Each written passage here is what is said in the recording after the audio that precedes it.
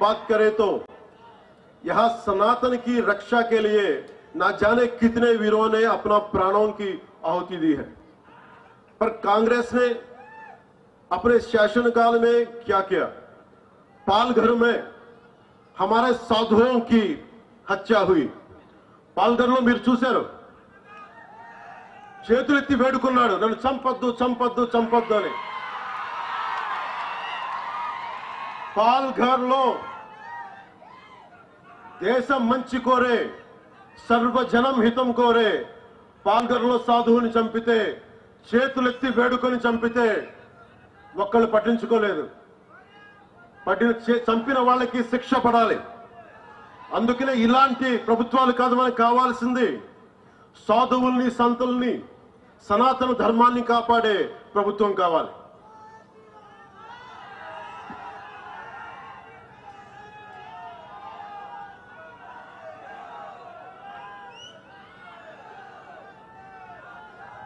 आपको याद है पालघर में हमारे साधुओं को कैसी हत्या हुई, और विशालगढ़ के ऐतिहासिक किले पर, మీకు విశాల్గఢ్ కిల్లా తెలుసు కదా మీకు, అది అన్యాక్రాంతం అయిపోయింది. ఆక్రమణదారులు దాన్ని కైవసం చేసుకున్నారు. శివాజీ పోరాడింది వీరి మీదే, కానీ ఈ రోజున మళ్ళీ ఇంకోసారి పోరాటం చేయాల్సిన పరిస్థితి. और विशालगढ़ के ऐतिहासिक किले पर अतिक्रमण हुआ, और यह मुद्दा धर्म से नहीं जुड़ा बल्कि शासन की लापरवाही और एक वर्ग विशेष को नाराज ना करने की आदत के कारण पैदा हुआ समस्या है. अधिकारियों ने इसकी सुरक्षा क्यों नहीं की? मराठों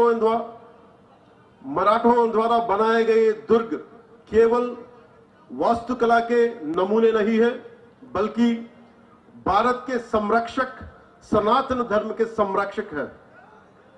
इन किलों ने न जाने कितने सालों तक आक्रमणकारियों के, और न केवल महाराष्ट्र के लिए बल्कि समूचे दक्षिण भारत के बीच हिमालय की तरह खड़े रहे और हमारे लाखों मंदिरों की रक्षा की. అంటే మనం మహారాష్ట్రలో ఉన్న దుర్గాలన్నీ, ఛత్రపతి శివాజీ మహారాజ్ పోరాటం చేసిన దుర్గాలన్నీ, ఆక్రమణదారులు మనకి ఈ దుర్గాలన్నీ కలిపి దక్షిణ భారతాన్ని ఒక కోటలా కాపాడిని, ఒక హిమాలయ పర్వతంలా కాపాడిని, రానివ్వకుండా చేసి, అందువల్ల దక్షిణ దేశంలో దేవాలయాలు కూల్చలేకపోయారు. దానికి మనం మహారాష్ట్ర నేలకి, ఈ కోటలకి, ఈ ఖిల్లాలకి, ఛత్రపతి శివాజీ మహారాజ్ ధైర్యానికి, మహారాష్ట్ర నేలకి, మహారాష్ట్ర వీరులకి నేను శిరస్సు ఉంచి నమస్కరిస్తున్నాను.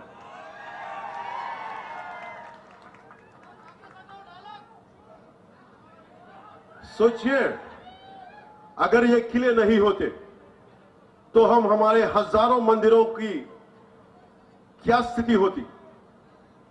तमिलनाडु में क्या होता?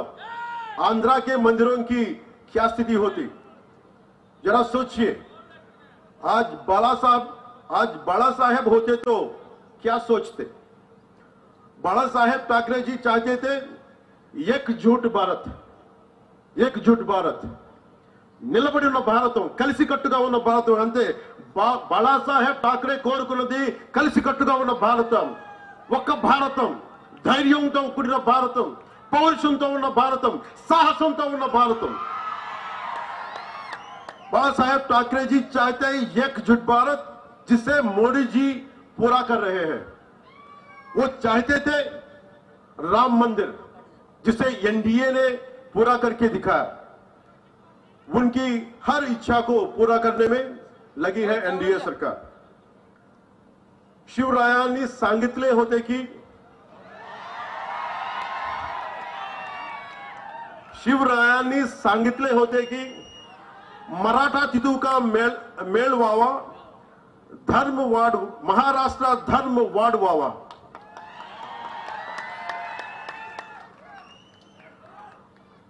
अब ये महाराष्ट्र की जनता निर्णय लेगी कि हम बटना है और कमजोर होना है। మనం విడిపోవాలా, బలహీనులు అవ్వాలా, या जुड़ना है और मजबूत बनना है।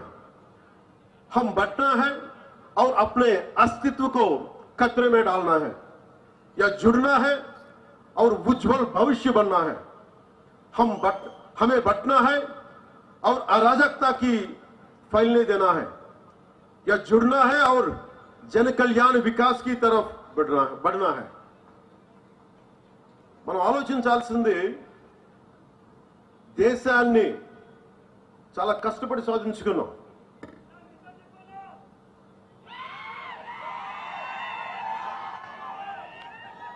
మన దేశాన్ని రక్షించుకోవడంలో నిర్ణయం మీ చేతుల్లో.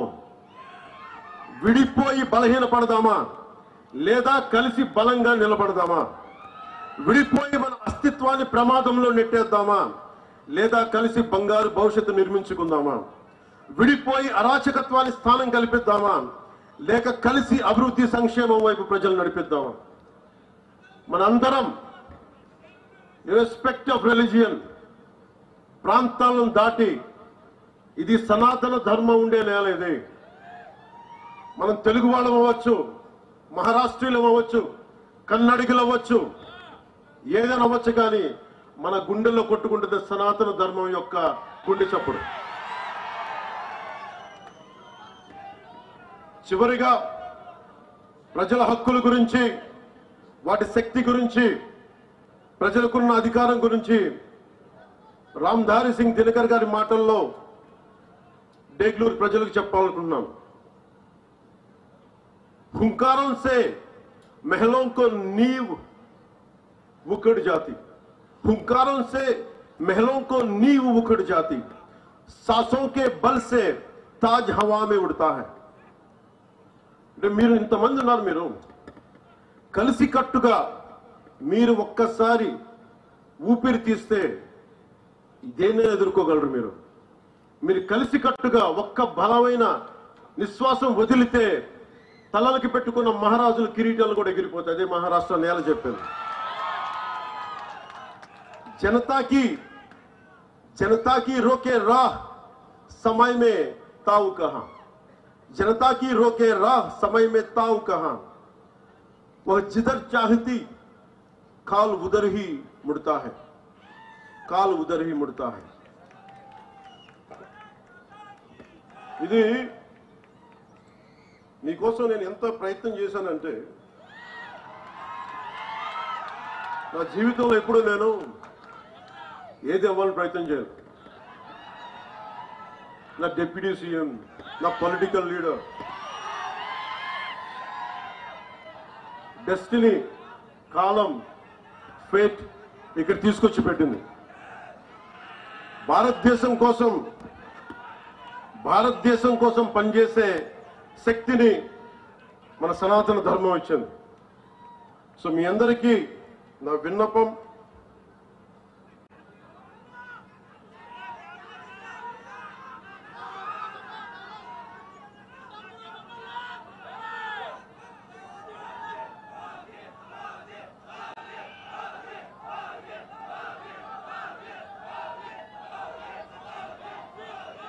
ఓజీ గురించి చెప్తాం.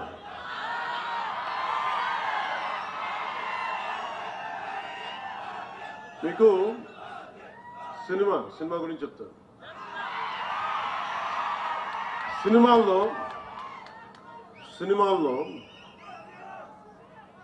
పోరాటం చేయడం, గొడవ పెట్టడం ఈజీ. నిజ జీవితంలో గొడవ పెట్టుకోవడం, ధర్మం కోసం గొడవ పెట్టుకోవడం, ధర్మం కోసం నిలబడటం చాలా కష్టం. మీరు ఈరోజు మీటింగ్కి విని వెళ్ళిపోతున్నారు.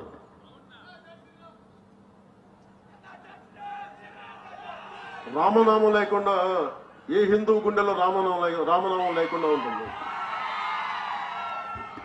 ప్రతి ఒక్క హృదయంలో రామనామం మోగుతూనే ఉంటుంది. మీరు